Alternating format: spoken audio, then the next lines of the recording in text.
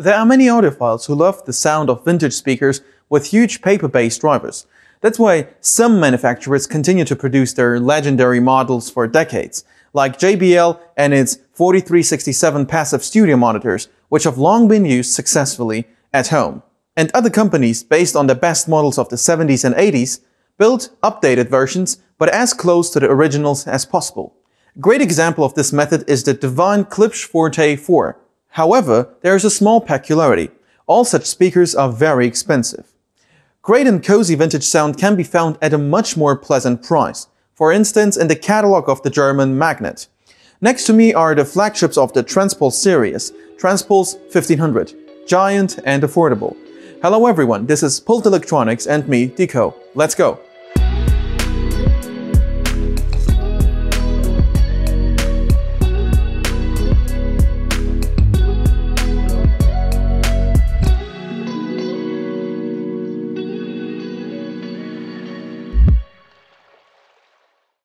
The price factor is not only an unconditional advantage of this model, but also kind of limitation.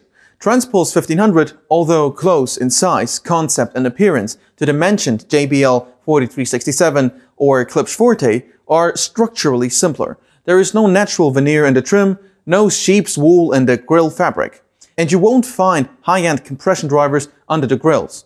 Also, the Transpuls have no legendary backstory. Despite their vintage style, the Transpuls family was developed only a few years ago. This is not a reinterpretation of any old models, but a completely new development. I say family because it also includes the more compact Transpuls 1000 floor-standing speakers and the brand new Transpuls 800A tabletop speakers with built-in amplifier. Anyway, the Transpuls 1500 is quite an interesting attempt of Germans to offer the music lovers a certain collective image of the vintage speakers of the 70s. The style turned out pretty well, though their design is created using computer modeling and the speakers themselves are made using modern, high-precision machines.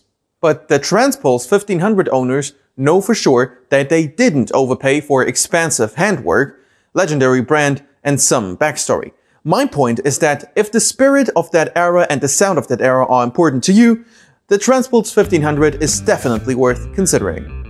The owner will get two massive speakers, 1 meter high, more than a half meter wide, and weighing 37 kilograms each. The fabric grills with a slight bevel at the top are included in the standard kit.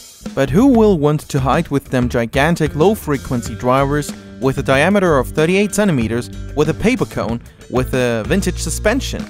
Much more compact, the 16 centimeters mid-range drivers are actually bigger than the bass drivers on many modern floor standers. They too are paper, but with an unperforated basket to mechanically isolate the cone from the main cabinet volume.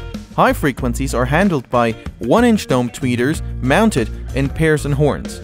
The split frequencies of the three-way configuration are 920 and 4800 Hz, MDF enclosures with internal bracing, volume silencing with polyester fiber and wood veneer finish with black front panel have classical proportions for the last century.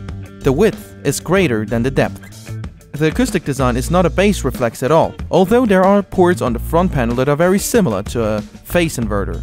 In fact, it is a so-called acoustic impedance panel because there are special acoustic impedance filters on the tubes of the waveguides inside. And such a design is not to create emphasis on the low frequencies, but to eliminate the sound pressure rise around the bass driver's own resonance.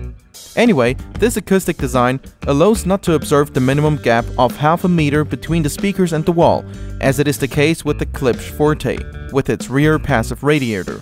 You can put a giant Transpuls 1500 right up against the wall, but the optimal distance is better to choose by ear for each individual room.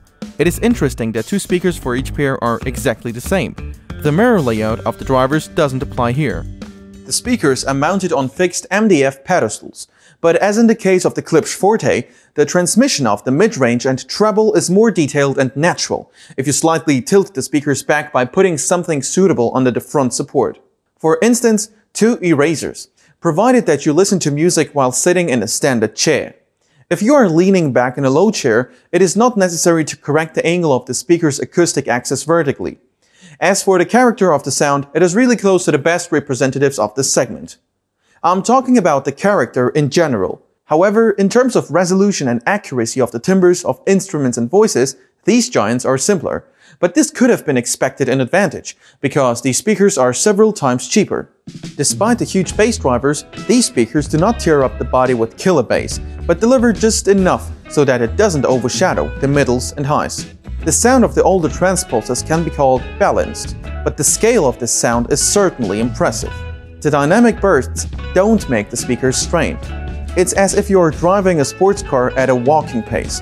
That is, so to say, one can feel a huge reserve of power, and it allows you to banish the thought that the Transpuls 1500 might not be able to handle something.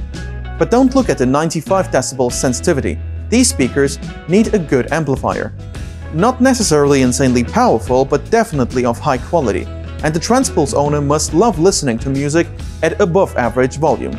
Then all the best qualities of these speakers will appear. As for the room, with acceptable acoustic qualities, a room of 25 square meters or more will do. In my opinion, the Transpuls 1500 are best for symphonic music, not too aggressive rock, good for jazz, and great for blues. But for hip-hop, R&B and heavy metal, I personally would look for something else, more aggressive, harsh, with more punchy bass. They are good for those who prefer to get positive emotions from the music rather than use an audio system instead of 2 cups of energy drinks. Even though I can't call them an equal alternative to such audiophile icons as JBL 4367 or Klipsch Forte, however, in the context of much lower price, the attempt of Germans to create interesting acoustics of vintage themes can be considered an undisputable success. And now finally about the amplifier. In this case, everything is simple, because you will hardly find anything that would suit those Transpulses better than their native transistor Magnat MA900 with tube buffer and the preamplifier section. It makes these speakers sound even warmer. That's all for today. As always, you will find all the necessary information down below. Don't forget to subscribe. See you soon.